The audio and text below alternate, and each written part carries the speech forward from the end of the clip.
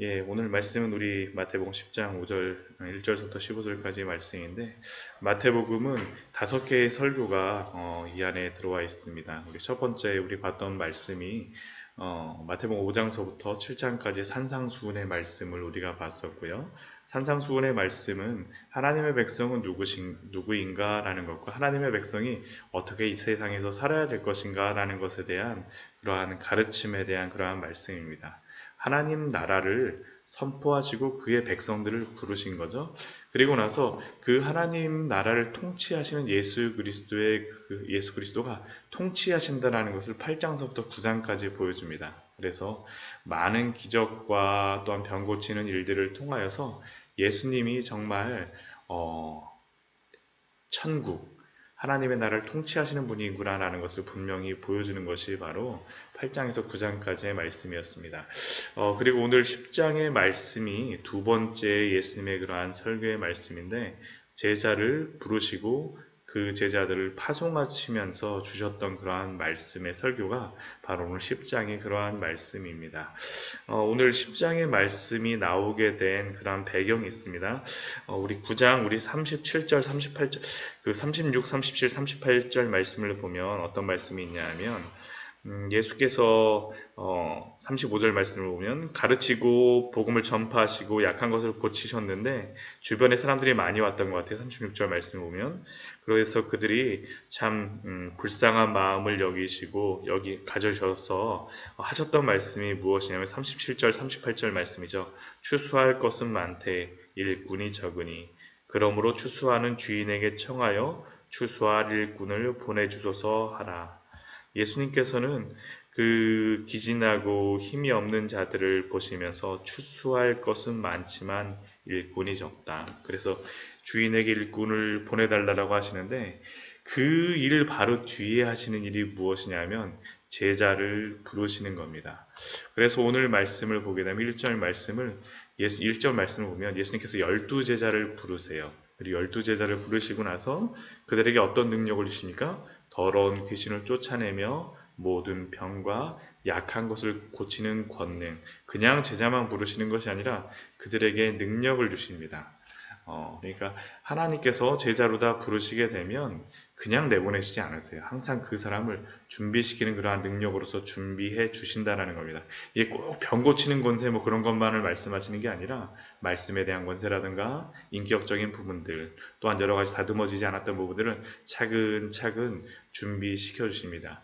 그래서 그렇게 부르셨던 제자의 12명의 이름이 나오죠. 우리 뒤에 보면 시몬 베드로를 시작으로 해서 그의 형제 안드레, 세베대의 아들 야고보, 그의 형제 요한, 빌립과 바돌로메, 도마와 세리마테, 알페의 아들 야고보와 다데오, 가나안인 시몬이 가룟 유다. 둘씩 짝지어서 이렇게 부르세요. 나중에 보게 되면 2명씩 아마 짝지어서 이 사람들이 전도를 나갔던 것 같습니다.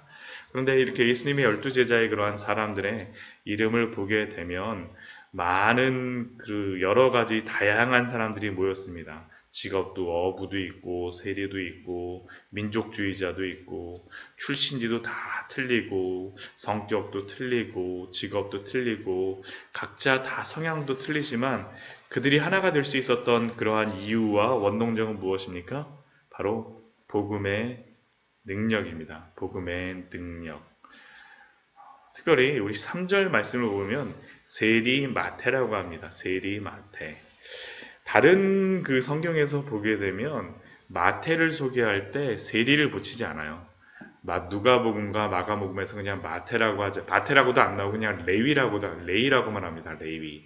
그냥 레위라고만 하고 세리마테라고 하진 않아요. 근데 유독 마태복음을 적었던 마태만 자신의 이름을 분명히 나타냅니다. 그리고 그 직업도 뭐라고 하냐면 세리마테라고 이야기합니다. 결국 이것이 의미하는 것이 무엇입니까? 마태가 예수님 앞에서 자신이 어떠한 사람인 것을 알았던 거죠. 복음으로 인해서 변화됐던 겁니다. 예수님을 바라보지만 예수님의 제자로 부름을 받았지만 나는 항상 죄인 마태였구나. 세리 마태였구나. 우리가 예수님을 믿고 우리가 예수님을 믿는다라는 것도 십자가의 복음으로 거듭나서 새 사람이 된다라는 것도 단순히 십자가만을 바라보는 것이 아닙니다. 십자가와 함께 나의 죄를 바라보아야지만 우리가 바른 믿음을 가질 수가 있습니다. 나의 죄됨과 동시에 예수 그리스도를 바라보는 사람, 나의 예수 그리스도가 십자가 위에서 나의 죄 때문에 달리셨음을 바라보는 사람이 바로 거듭난 사람이고 그 사람이 바로 예수님의 제자라는 거죠. 마태가 자신의 이름 앞에 이렇게 세리라고 붙이는 모습들, 과거의 것을 부인하는 것이 아닙니다. 그것을 짊어지고 그럼에도 불구하고 새 사람으로서 살아가고자 하는 마태의 모습. 그러나 반대의 사람도 있습니다. 4절 말씀 보면 가룟 유다가 나오죠. 가룟 유다. 가룟 유다는 누구입니까? 항상 가룟 유다는 예수를 판자라는 게 뒤에 항상 붙어 있습니다. 그런데 가룟 유다 같은 경우에는 마태는 넌 항상 세리라는 것이 있었지만 가룟 유다 같은 경우에는 나중에 이게 붙은 사람입니다. 예수를 판자라는 것이. 예수님을 팔아먹고 나서. 근데 가룟 유다 같은 경우에는 평소에는 굉장히 신뢰를 받았던 사람이에요. 신뢰를 받았다는 그 이유가 알 수 있는 게 무엇입니까? 예수님의 돈꾀를 맡았다고 이야기하죠. 아무한테나 돈을 맡기지 않습니다. 믿을만 하니까, 믿을 수 있는 사람이니까 그렇게 가룟 유다에게 돈꾀를 맡길 정도로 많은 사람에게 신망과 존경을 받았던 그러한 사람. 그러나 그는 예수님을 팔아먹고 말았습니다. 왜 그렇습니까? 자신의 의로움이 아니라 자신의 죄됨을 아는 사람이 바로 예수님의 제자라는 것을 우리에게 알려주고 있습니다. 결국 예수님의 제자는 나의 그러한 부족함 가운데에서도 나를 구원하신 예수 그리스도를 바라보는 사람이 바로 제자라는 것을 우리는 이 말씀을 통해서도 우리가 발견할 수 있습니다. 또한 그 뒤에 말씀을 보게 되면 5절 말씀 이후에서는 예수님께서 제자들을 이스라엘 전역으로 파송하시며 그들에게 주시는 말씀이 있습니다. 근데 좀 이상한 말씀이 있어요. 5절 말씀에 보면 이방인의 길로도 가지 말고 사마리아인의 고을로도 가지 말고 오히려 이스라엘 집에 잃어버린 양에게로 가라고 예수님께서 말씀하십니다. 다른 이방인들에게는 복음을 전하지 말고 오직 이스라엘 집에 잃어버린 양에게로만 가라고 말씀하십니다. 왜 이 말씀을 예수님께서 이렇게 주셨을까요? 왜 제자들의 범위를 제한하실까요? 첫 번째는 아직 예수님의 밑에서 준비가 되지 않은 제자들의 상황 때문입니다. 또한 아직 이방인에게 복음을 전할 때가 아니기에 범위를 제한하신 것입니다.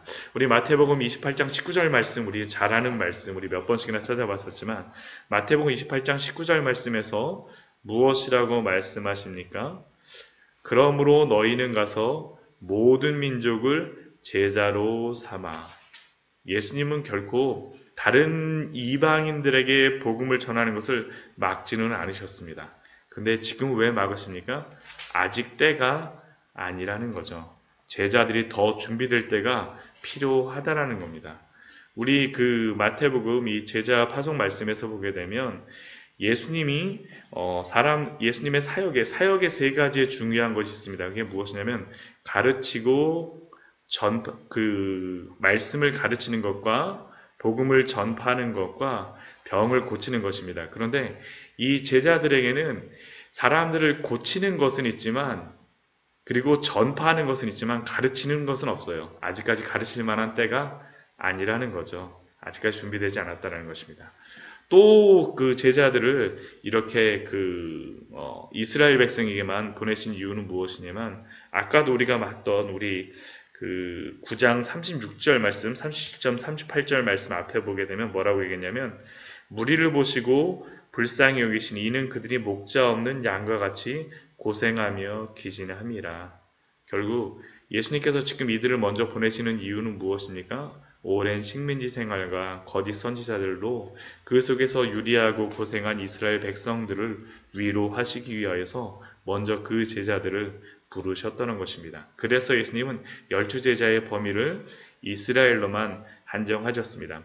그렇다면 그들이 이스라엘에게 가서 전파해야 될 그런 복음이 무엇입니까? 7절 말씀에 보면 나오죠. 가면서 전파하여 말하되 천국이 가까이 왔다. 천국이 가까이 왔다. 결국 이 말씀의 의미가 무엇입니까? 천국은 하나님의 통치를 이야기하는 것입니다. 하나님의 통치가 왔으니 그 하나님의 통치에 순종하라라고 외치라는 겁니다. 결국 우리가 복음을 전하는 것도 바로 이것입니다. 세상의 통치를 받는 사람들에게, 어제도 우리 들었었지만 피조물의 통치를 받고 있는, 죄에 빠져 통치를 받고 있는 사람들에게 이제는 그것이 아니라 천국이 가까이 왔으니 그 하나님의 통치를 받으라, 회개하고 통치를 받으라라고 말씀하셨습니다. 그리고 8절 이후의 말씀을 보게 되면 이 제자들이 그러한 복음을 전할 때 행동하는 그러한 기준이 있습니다. 그것이 무엇이냐면 8절 말씀을 보면 거저 받았으니 거저 주라라고 말씀하십니다. 그들의 행동의 수칙입니다. 특별히 복음을 전하는 자들에게 이것이 중요합니다. 거저 받았으니 거저 주라. 왜 이 말씀을 하십니까? 이러한 능력들, 10장 8절 말씀 보면 병든 자를 고치고 죽은 자를 살리며 나병한 자를 깨끗하게 하고 귀신을 쫓아내는 것들, 예수님이 행하신 것입니다. 8장 9장 말씀에서. 그런데 이러한 것들을 제자들도 행합니다. 어떻게 행할 수 있습니까? 제자들의 능력이 아니라 예수 그리스도가 제자들에게 주신 능력이기에 어떤 금전적인 이득을 바라고 하는 것이 아니라, 그것을 목적으로 행하는 것이 아니라 그것을 목적으로 행하지 말라라고 말씀하는 것입니다. 이것은 현대교회의 우리 여러 목회자들에게 또한 교회에게 주시는 귀한 교훈입니다. 사실 이것 때문에 많은 문제들이 발생하죠. 교회 안에서 어떤 금전적인 목적으로 선행을 하지 말 것을 말씀하고 계신 것입니다. 성도들도 동일합니다. 어떠한 교회 안에서 어떠한 물질적인 이유 때문에 이해관계로서 서로가 서로를 돕거나 그러면 그거는 예수님께서 막고 계세요. 그렇지만 9절 10절 말씀을 보면 그 9절 10절 이후의 말씀을 보면 반대의 말씀하십니다.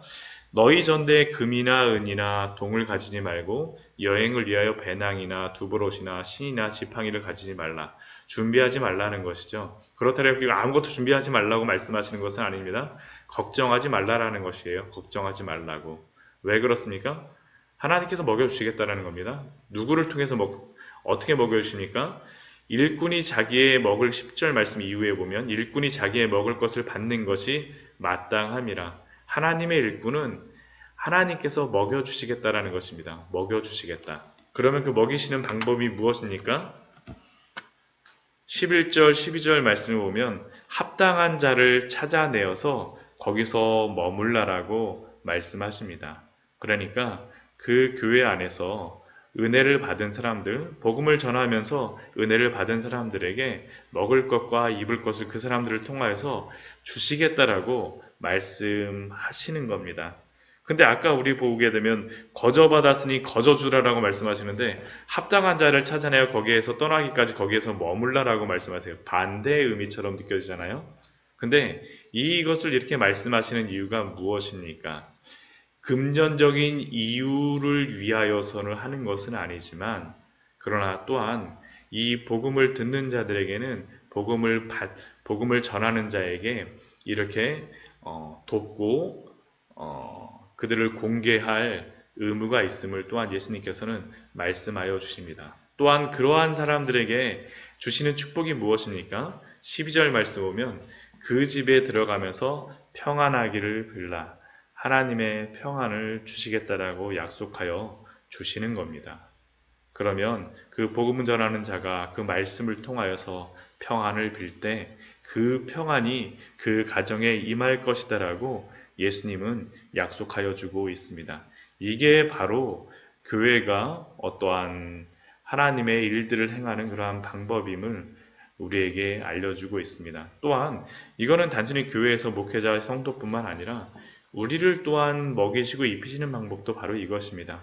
우리가 제자로서 살아갈 때 하나님께서 또한 우리의 필요한 것들을 일용할 것들을 그 주변을 통하여서 인도하여 주시겠다라는 것이 또한 하나님께서 우리에게 주시는 그러한 말씀인 줄 믿습니다. 근데 만약 이런 것을 안 하게 되면 어떻게 합니까? 우리 14절 15절 말씀 보면 이런 말씀이 있죠. 너희 발에 먼지를 떨어버리라. 심판날에 소돔과 고모라 땅이 그 성보다 견디기 쉬우리라. 하나님의 복음을 받아들이지 않으면 언젠가 마지막 날에 그 하나님의 심판이 있을 것을 말씀하고 있습니다. 그 심판날은 소돔과 고모라보다 훨씬 더 힘들고 어려운 심판임을 우리에게 알려주고 있는 그러한 말씀입니다. 말씀을 정리하도록 하겠습니다. 예수님의 제자는 예수 그리스도의 십자가와 동시에 자신의 죄를 보는 사람들입니다. 그리고 특별히 복음을 전하는 자들은 자신의 사적인 이익을 위하여 복음을 전하는 것이 아니라 복음을 거저주되 그 복음을 듣는 자에게 평안을 빌며 복음을 전하여야 합니다. 그리고 또한 그 복음을 받는 자들은 전하는 자들과 함께 기쁨으로 그들과 함께하며 영접해야 됨을 배웠습니다. 이러한 아름다운 동역의 기쁨을 통하여서 광야의 샘교회가 귀한 하나님의 축복이 있기를 소원합니다. 우리 같이 기도하며 나아가도록 하겠습니다.